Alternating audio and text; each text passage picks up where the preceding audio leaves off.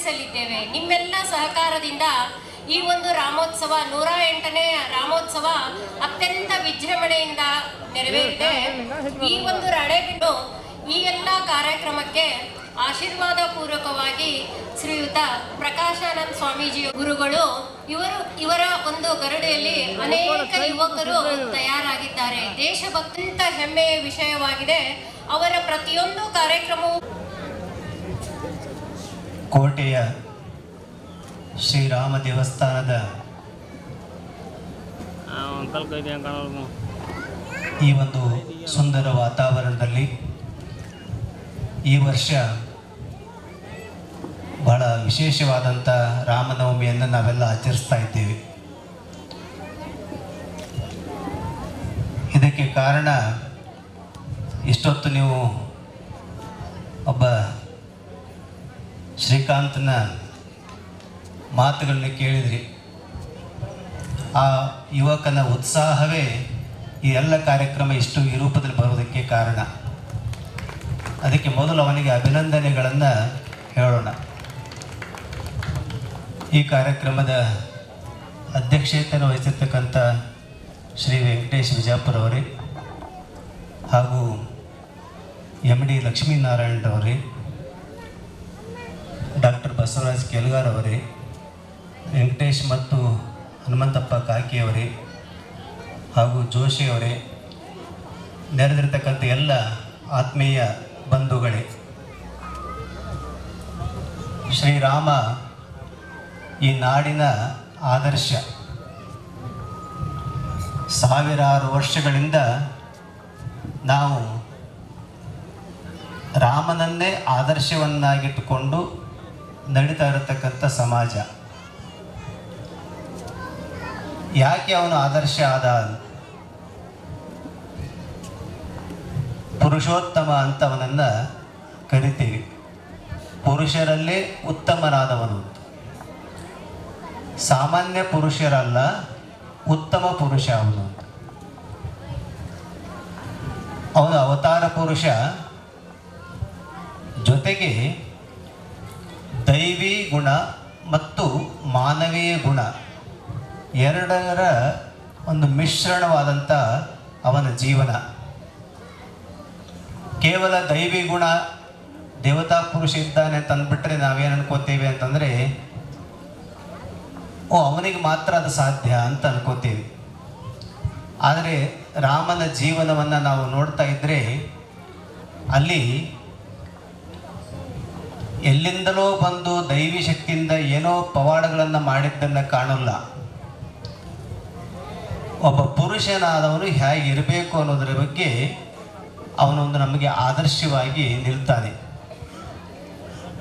ರಾಮಾಯಣ ಪ್ರಾರಂಭ ಆಗುವುದೇ ಹಾಗೆ.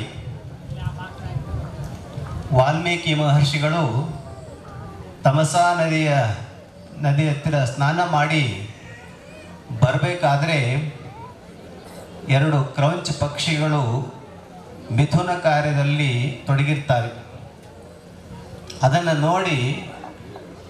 ನೋಡ್ತಾ ಇರ್ತಾರೆ. ಅದು ಪ್ರಕೃತಿ ಸಹಜವಾದಂಥ ನಡೆಯುವಂಥ ಕ್ರಿಯೆ. ಆದರೆ ಒಬ್ಬ ಬೇಡ ಆ ಮಿಲನ ಕ್ರಿಯೆಯಲ್ಲಿ ತೊಡಗಿದಂಥ ಪಕ್ಷಿಯನ್ನು ಹೊಡೆದು ಕೊಲ್ತಾನೆ.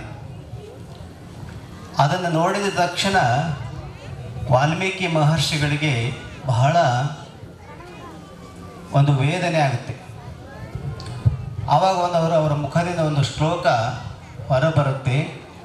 ಆ ಶ್ಲೋಕವೇ ರಾಮಾಯಣದ ರಚನೆಗೆ ಅದೇ ಛಂದಸ್ಸಿನಲ್ಲಿ, ಸುಂದರವಾದ ಛಂದಸ್ಸಿನಲ್ಲಿ ಅದು ಮೂಡಿ ಬರುತ್ತೆ. ಅಲ್ಲಿಂದ ಅವರಿಗೆ ಅದೇ ಧ್ಯಾನದಲ್ಲಿ ಹೋಗ್ತಾ ಒಂದು ಯೋಚನೆ ಬರುತ್ತೆ. ಈ ಜಗತ್ತಿನಲ್ಲಿ ಕೋಸ್ಮಿನ್ ಲೋಕೆ ಸಾಂಪ್ರತವಾನ್ ಒಂದು ಪ್ರಶ್ನೆ ಅವರಲ್ಲಿ ಬರ್ತದೆ. ಗುಣವಂತನಾದ ವ್ಯಕ್ತಿ ಅಂದರೆ ಒಬ್ಬ ಪುರುಷನಾದಂಥವನಿಗೆ ಅವನಲ್ಲಿ ಇದಿರಬೇಕು ಇದಿಲ್ಲ ಅಂತ ಹೇಳಲೇಬಾರದು. ಎಲ್ಲ ರೀತಿಯಲ್ಲೂ ಪರಿಪೂರ್ಣವಾದಂಥ ಒಬ್ಬ ವ್ಯಕ್ತಿತ್ವ, ಒಂದಷ್ಟು ಗುಣಗಳು, 16 ಗುಣಗಳ ಒಂದು ಪಟ್ಟಿಯನ್ನು ಅವರು ಮನಸ್ಸಿನಲ್ಲಿ ಮಾಡಿಕೊಂಡು ಯೋಚನೆ ಮಾಡ್ತಾ ಇಂಥ ಒಬ್ಬ ವ್ಯಕ್ತಿ ಜಗತ್ತಿನಲ್ಲಿ ಯಾರಾದರೂ ಇದ್ದಾನ ಅಂತ ಅವರೇ ಪ್ರಶ್ನೆ ಮಾಡಿಕೊಂಡು ಕುಳಿತಿರ್ತಾರೆ. ಆವಾಗ ನಾರದರ ಆಗಮನ ಆಗತ್ತೆ. ನಾರದರನ್ನ ಅದೇ ಪ್ರಶ್ನೆಯನ್ನು ಅವರು ಕೇಳ್ತಾರೆ, ಈ ರೀತಿ ಷೋಡಶ ಗುಣ ಸಂಪನ್ನನಾದ ವ್ಯಕ್ತಿ ಯಾರಾದರೂ ಇದ್ದಾರಾ ಅಂತ. ಆವಾಗ ನಾರದರು ಹೇಳ್ತಾರೆ, ಯಾಕೆಂದರೆ ನಾರದರು ತ್ರಿಲೋಕ ಸಂಚಾರಿಗಳು, ಅವರಿಗೆ ಎಲ್ಲ ಕಡೆಗೂ ಯಾರ್ಯಾರಿದ್ದಾರೆ ಅಂತ ಯಾರ್ಯಾರು ಸಾಮರ್ಥ್ಯ ಏನು ಶ್ರೀರಾಮಚಂದ್ರ. ಅವಾಗ ಇವರಿಗೆ ವಾಲ್ಮೀಕಿ ಮಹರ್ಷಿಗಳಿಗೆ ಆಸಕ್ತಿ ಬಂದು ಆ ರಾಮಾಯಣವನ್ನು ರಾಮನಲ್ಲಿ ಇರ್ತಕ್ಕಂಥ ಗುಣಗಳನ್ನು ಹೀಗೆ ಭಾವಿಸ್ತಾ ರಾಮನ ಚರಿತೆಯನ್ನು ಅವರು ಬರೆಯೋದಕ್ಕೆ ಪ್ರಾರಂಭ ಮಾಡ್ತಾರೆ. ರಾಮ ಈ ನಾಡಿನ ಒಂದು ಅಸ್ಮಿತೆ ಅಂತಂದರೆ ನಾವೆಲ್ಲ ಹೆಮ್ಮೆ ಪಟ್ಟುಕೊಳ್ಳಬಹುದಾದಂಥ ಒಂದು ವ್ಯಕ್ತಿತ್ವ. ಯಾಕೆ ಅಂತಂದರೆ ಜಗತ್ತಿನಲ್ಲಿ ನಾವು ಎಲ್ಲ ಪ್ರಾಪಂಚಿಕ ವಿಷಯ ವಸ್ತುಗಳಲ್ಲಿ ಓಡಾಡ್ತಿರ್ತಕ್ಕಂಥ ಜನ ನಾವು ನಮ್ಮಲ್ಲಿ ಗುಣಗ್ರಾಹಿತ್ವ, ಗುಣಗಳನ್ನು ಅರಸುವಂಥದ್ದು, ಗುಣವಂತನಾದ ವ್ಯಕ್ತಿಯನ್ನು ಹುಡುಕುವುದು ಅಥವಾ ನಮಗೆ ಅದು ಭಾವಿಸುವುದು ಕಷ್ಟ. ಆದರೆ ನಾವೆಲ್ಲ ಕೇಳುವಂಥ ಪ್ರಶ್ನೆ ಏನು ಅಂತಂದರೆ ಯಾರನ್ನಾದರೂ ಹಣವಂತನಿದ್ದಾನ ಅಂತ. ಆದರೆ ವಾಲ್ಮೀಕಿಗಳು ಕೇಳ್ತಾ ಇದ್ದಾರೆ ಗುಣವಂತನಾದಂಥ ವ್ಯಕ್ತಿ ಯಾರಾದರೂ ಇದ್ದಾರಾ ಅಂತ. ಯಾರು ಹಾಗೆ ಕೇಳ್ತಾರೆ? ಸಜ್ಜನರಾದಂಥವರು ಹಾಗೆ ಕೇಳ್ತಾರೆ. ಸಜ್ಜನರಾದಂಥವರೆಲ್ಲ ಹುಡುಕೋದು ಯಾರನ್ನ? ಒಳ್ಳೆ ವ್ಯಕ್ತಿ ಯಾರಿದ್ದಾನೆ, ಇಂಥ ವ್ಯಕ್ತಿ ಯಾರಿದ್ದಾನೆ ಅಂತ. ಹಾಗೆ ಸುಮಾರು 10,000 ವರ್ಷಗಳಿಂದ ಈ ನಾಡಿಗೆ ಆದರ್ಶವಾಗಿರ್ತಕ್ಕಂಥವನು ಶ್ರೀರಾಮ. ಅವನು ಎಲ್ಲರಿಗೂ ಆದರ್ಶ. ನೋಡಿ, ಆದರ್ಶ ಪುತ್ರನಾಗಿ ಪ್ರಾರಂಭದಲ್ಲಿ ತೆಗೆದುಕೊಳ್ಳೋದಾದರೆ ಮೊದಲನೇದಾಗಿ ಬರುವುದೇ ಅವನು ಆದರ್ಶ ಪುತ್ರನಾಗಿ. ಹೇಗೆ ಆದರ್ಶ ಪುತ್ರ ಅನ್ನೋದು ನಮಗೆಲ್ಲ ಗೊತ್ತಿದೆ. ಪಿತೃವಾಕ್ಯ ಪರಿಪಾಲನೆಗಾಗಿ ಅವನು ರಾಜ್ಯವನ್ನೇ ತ್ಯಜಿಸಿದ ಅಂತ. ಇದನ್ನು ನಾವು ಹಾಗೇ ಕಥೆಯಾಗಿ ಕೇಳುವಾಗ ಚೆನ್ನಾಗಿರುತ್ತೆ ಅಲ್ವಾ? ಯಾರಾದರೂ ನೋಡಿ, ನಾಳೆ ಪಟ್ಟಾಭಿಷೇಕ ಇದೆ, ಹಿಂದಿನ ರಾತ್ರಿ ಅವನಿಗೆ ನೀನು 14 ವರ್ಷ ವನವಾಸಕ್ಕೆ ಹೋಗಬೇಕು ಅಂತ ಆಜ್ಞೆ ಬರುತ್ತೆ. ಹೇಗಾಗಿರಬೇಡ. ಯಾರಿಗಾದರೂ ಇಂಥ ಸಂದರ್ಭ ಯಾವತ್ತಾದರೂ ಬಂದಿದೆಯಾ? ನಾಳೆ ಅಯೋಧ್ಯೆ ಅಂತಂದರೆ ನಾವು ಕೇವಲ ಈಗಿರ್ತಕ್ಕಂಥ ಒಂದು ಪ್ರದೇಶ ಅಂತ ತಿಳ್ಕೊಬಾರ್ದು. ಇಡೀ ಭರತಖಂಡದ ರಾಜಧಾನಿ ಅಯೋಧ್ಯಾಪತಿ ಆಗುವುದಂತಂದರೆ ನೋಡಿ, ಈಗಲೂ ನಾವು ಸಂಕಲ್ಪ ಮಾಡಬೇಕಾದ್ರೆ ಮಂತ್ರ ಹೇಳ್ತೇವೆ, ಭರತಖಂಡೇ ಭರತವರ್ಷೆ ರಾಮಕ್ಷೇತ್ರ ಅಂತ ಹೇಳ್ತೀವಿ. ರಾಮಕ್ಷೇತ್ರ ಇವತ್ತಿಗೂ ಕೂಡ ಇದೆಲ್ಲ ರಾಮಕ್ಷೇತ್ರ, ನಮ್ಮದೇನಿಲ್ಲ ಇಲ್ಲಿ, ಎಲ್ಲ ಅವನದೇ ಒಂದು ಧೋರಣೆ ಸಮಾಜದಲ್ಲಿ ಬರೋದಕ್ಕೆ ಕಾರಣ ಏನು ಅಂತಂದರೆ, ನಾಳೆ ನೀನು ಪಟ್ಟಾಭಿಷೇಕ ಇದೆ ಅಂತ ಇರುವಂಥ ಸ್ಥಿತಿಯಲ್ಲಿ, ಸಂಭ್ರಮದಲ್ಲಿರ್ತಕ್ಕಂಥ ಸ್ಥಿತಿಯಲ್ಲಿ ನೀನು ಕಾಡಿಗೆ ಹೋಗಬೇಕು ಅಂತ ಹೇಳಿದಾಗ ರಾಮನ ಮುಖದಲ್ಲಿ ಒಂದು ತನ್ನ ಆದರ್ಶ ಪುತ್ರನಾಗಿ ಮೊದಲನೇದ್ದು ಆದರ್ಶ ಪುತ್ರ ತಂದೆ ವಾಕ್ಯವನ್ನು ಪರಿಪಾಲನೆ ಮಾಡಿದ. ಇಲ್ಲಿ ಬಹಳ ಜನರು ಇವತ್ತು ಹಾಗೆ ಹೇಳ್ದಂಗೆ ಕೇಳಿಬಿಟ್ರೆ ನಾವೆಲ್ಲ ಬದುಕೋಕ್ಕೆಲ್ಲ ಆಗುತ್ತೆ ಅಂತ ಯೋಚನೆ ಮಾಡ್ತು. ಆಧುನಿಕ ಮಹಿಳೆಯರಿದ್ದಾರಲ್ಲ, ಇವರಿಗೆಲ್ಲ ಬಹಳ ಸೀತೆ ಎಷ್ಟು ಕಷ್ಟಪಟ್ಬಿಟ್ಲು ಅಂತ ಅನಿಸುತ್ತೆ. ಆದರೆ ಅಲ್ಲಿ ಪ್ರತಿಯೊಂದನ್ನು ಸರಿಯಾಗಿ ಅಧ್ಯಯನ ಮಾಡಿ ಸೂಕ್ಷ್ಮತೆಗಳನ್ನು ಗಮನಿಸುವುದಿದೆ. ಹೊರಗಡೆಗೆ ಅವನೊಬ್ಬ ರಾಜನಾಗಿ ಆದರ್ಶವನ್ನು ತೋರಿಸ್ಬೇಕಾಗಿದೆ. ಕಷ್ಟ ಅಂತಂದರೆ ಭಾಳ ಜನ ಹೆಣ್ಮಕ್ಳಿಗೆ ಕಷ್ಟ ಒಪ್ಪಿಕೊಳ್ಳೋದು. ಆದರೆ ಸೀತೆ ಏನು ಹೇಳ್ತಾಳೆ ಅನ್ನೋದನ್ನು ನಾವು ನೋಡಬೇಕು. ಸೀತೆ ಏನು ಹೇಳ್ತಾಳೆ? ಸೀತೆ ಶಿವಶಕ್ತಿ ಆ ರೀತಿ ಇರ್ತಕ್ಕಂಥದ್ದು. ಹಾಗಾಗಿ ನಿರಂಕುಶಾಧಿಕಾರಿ ಅವನು ಹೇಳಿದ ಅಂತಂದ್ರೆ ಏನು ಯಾರೂ ಅವನು ಪ್ರಶ್ನೆ ಮಾಡುವಾಗಿಲ್ಲ.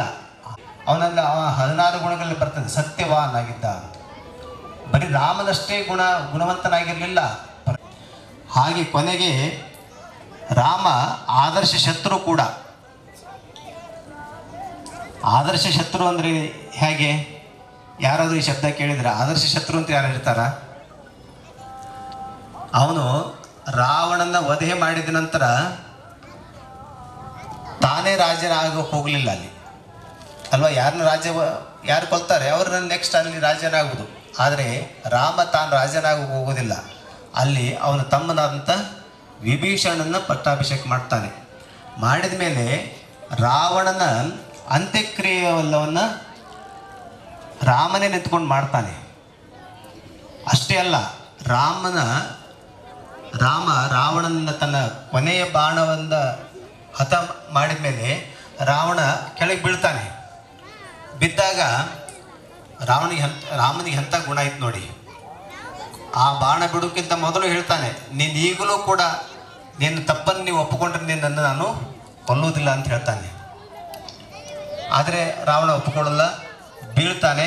ಬಿದ್ದಾಗ ಲಕ್ಷ್ಮಣನಿಗೆ ರಾಮ ಒಂದು ಮಾತು ಹೇಳ್ತಾನೆ, ನೋಡು ಲಕ್ಷ್ಮಣ, ರಾಮ ರಚನೆ ಮಾಡಿದ್ದನ್ನ ಶಬ್ದಗಳನ್ನು ನಮಗೆ ಉಚ್ಚಾರಣೆ ಮಾಡೋಕ್ಕಾಗಲ್ಲ ಅಂತ ಅದ್ಭುತವಾದ ಪಾಂಡಿತ್ಯ, ಅದ್ಭುತವಾದ ಶಿವಭಕ್ತ ಮತ್ತು ಬ್ರಾಹ್ಮಣ. ಅದಕ್ಕೆ ಲಕ್ಷ್ಮಣನಿಗೆ ಹೇಳ್ತಾನೆ, ಅವನು ಮಹಾಪ್ರಾಜ್ಞ, ಲಂಕೆಯನ್ನ ಸುವರ್ಣ ಲಂಕೆಯನ್ನಾಗಿ ಮಾಡಿದಂಥವನು ಮಾಡ್ತಾನೆ. ಅವನನ್ನು ಹೋಗಿ ಏನಾದರೂ ಹೇಳೋದ್ರೆ ಹೇಳು ಅಂತ. ರಾವಣ ಬಾಯಿ ಬಿಡೋದಿಲ್ಲ, ವಾಪಸ್ ಬರ್ತಾನೆ. ಅವಾಗ ರಾಮ ಕೇಳ್ತಾನೆ, ಕೇಳಿದೆ ಅವನೇನು ಹೇಳಲಿಲ್ಲ ಅಂತ. ಅವಾಗ ಎಲ್ಲಿ ನಿಂತ್ಕೊಂಡಿದ್ದೆ ಅಂತ. ತಲೆ ಹತ್ತಿರ ನಿಂತ್ಕೊಂಡಿದ್ದೆ. ತಲೆ ಹತ್ತಿರ ನಿಂತ್ಕೋಬೇಡ, ಪಾದ ಹತ್ತಿರ ನಿಂತ್ಕೊ. ಅವನು ನಮಗೆ ಗುರು, ಅವನ ಗುರು ನಿನಗೆ ಹೇಳ್ತಾನೆ, ಏನೋ ಒಂದು ಉಪದೇಶ ಮಾಡ್ತಾನೆ, ಕೇಳಿಸ್ಕೊಂಬ ಅಂತ ಹೇಳ್ತಾನೆ. ಲಕ್ಷ್ಮಣ ಅಲ್ಲಿ ಹೋಗಿ ನಿಂತ್ಕೊಂಡಾಗ ರಾವಣ ಅದ್ಭುತವಾದಂಥ ವಿಚಾರಗಳನ್ನು ಹೇಳ್ತಾನೆ. ಇವು ಎಲ್ಲ ನಮ್ಮ ಪರ್ಸ್ನಾಲಿಟಿ ಡೆವಲಪ್ಮೆಂಟ್. ನಾವು ಹೀಗೆ ಸೀನಿಯರ್ ಮಾಡಬೇಕು, ಹಾಗೆ ಟೆಕ್ನಾಲಜಿ ಅದೆಲ್ಲ ಅಂತ ಹೇಳ್ತಾ ಇದ್ದೀವಿ. ಆದರೆ ರಾವಣ ಹೇಳ್ತಾ ಇದ್ದಾನೆ, ನಾನು ಹಾಗೆ ಮಾಡಬೇಕಂತಿದ್ದೆ. ಎರಡನೇದು, ಇದು ಸುವರ್ಣ ಲಂಕೆ ಅಂದರೆ ಬಂಗಾರದಿಂದಲೇ ಆಗಿದೆ. ಇದಕ್ಕೆ ಸುಗಂಧವನ್ನು ಬರುವ ಹಾಗೆ ಮಾಡಿದರೆ ಇನ್ನೆಷ್ಟು ಚೆನ್ನಾಗಿರುತ್ತೆ ಅಂತೇಳಿ ಅದೊಂದು ಆಸೆ ಇತ್ತು. ಮೂರನೇದು, ಸ್ವರ್ಗಕ್ಕೆ ಮೆಟ್ಟಲುಗಳನ್ನು ಮಾಡಬೇಕು ಅಂತಿತ್ತು ಅಂತ. ಆದರೆ ನನ್ನ ಶಕ್ತಿ ಸಾಮರ್ಥ್ಯಗಳಿಗೆ ಹೋಲಿಸಿದರೆ ಈ ಮೂರು ನನಗೆ ಎಕ್ಕಷ್ಟಿತ್ತು. ನಾನು ಯಾವಾಗಲೂ ಮಾಡಬಹುದಾದಂಥ ಕಾರ್ಯಗಳು. ಆದರೆ ನಾನು ಮಾಡಿದಂಥ ತಪ್ಪುಗಳನ್ನು ಏನಂತ ಹೇಳ್ತೇನೆ, ಆ ತಪ್ಪುಗಳನ್ನು ಯಾವ ವ್ಯಕ್ತಿಯೂ ಕೂಡ ಅದನ್ನು ಮಾಡಬೇಕಾದ್ರೆ ಇವುಗಳನ್ನು ನೆನಪಿಸ್ಕೋಬೇಕು ಅಂತ ಹೇಳ್ತಾನೆ. ಏನಂತಂದರೆ, ನಾನು ಯೋಚನೆ ಮಾಡಿದೆ, ಇವೆಲ್ಲ ಎಂಥ ಕೆಲಸ, ಎಕ್ಕಷ್ಟಿತ್ತು ಕೆಲಸ ಅಂತ ಅಂದ್ಕೊಂಡೆ. ಆದ್ದರಿಂದ ಯಾವುದೇ ವ್ಯಕ್ತಿ ಯಾವ ಕೆಲಸವನ್ನು ಕೂಡ ಎಕ್ಕಷ್ಟಿತ್ತಂತ ಭಾವಿಸಬಾರ್ದು. ಆಮೇಲೆ ಎರಡನೇದು ಹೇಳಿದ, ನಾನು ಇದಾಗ ನಮ್ಮ ರಾಜ್ಯ ರಾಮರಾಜ್ಯವಾಗುವುದು ಎಂದು ರಾಮಾಯಣದ ಅಮೃತ ವಾಕ್ಯವನ್ನ ಉಣಬಡಿಸಿದ ಗುರುಗಳಿಗೆ ಎಲ್ಲ ಭಕ್ತ ವೃಂದದ ಪರವಾಗಿ ಧನ್ಯವಾದಗಳನ್ನು ಅರ್ಪಿಸ್ತಾ ಇದ್ದೇನೆ.